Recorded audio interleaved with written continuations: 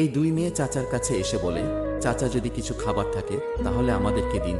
তখন চাচা বলে, না বেটি, অনেক সময় হয়েছে, আমি দোকান বন্ধ করে দিচ্ছি। মেয়েটি বলে, চাচা, এখন তো মাত্র 11টা বাজে, সবে তো রাত শুরু হয়েছে, এখনই কেন বন্ধ করে দিচ্ছেন? চাচা বলে, বেটি, অনেক রাত হয়ে গেছে আর আমাকে বাড়িতে যেতে হবে, এখানে দাঁড়িয়ে থেকে কোনো লাভ নেই। তখন মেয়ে দুটি অনেক জিদ করতে থাকে। চাচা বলে, ঠিক আছে, তোমরা দাঁড়াও, আমি খাবার গরম করে দিচ্ছি। তারপর কিছুক্ষণ পরে চাচা দুজনকেই খাবার দেয়। তারপর মেয়ে দুটি খেতে শুরু করে। তারা চাচাকে বলে, আরে চাচা, আপনি এত সুস্বাদু খাবার রান্না করেন, কিন্তু আপনার খাবার বিক্রি হয় না কেন? তখন চাচা বলে, বেটি, আমি এই শহরে একদম নতুন এসেছি, তাই আমাকে কেউ চেনে না। লাস্টে মেয়েটি চাচার সঙ্গে যা করলো তা দেখার আগে ভিডিওটি লাইক করে দাও, চ্যানেলটি সাবস্ক্রাইব করে দাও। লাস্টে তারা দুজন মিলে দোকানের ছবি আর খাবারের ছবি তুলে সেগুলি সোশ্যাল মিডিয়ায় পোস্ট করে দেয়। চাচাকে 50 টাকার পরিবর্তে 100 টাকা দিয়ে সাহায্য করে, তারপর সেখান থেকে চলে যায়।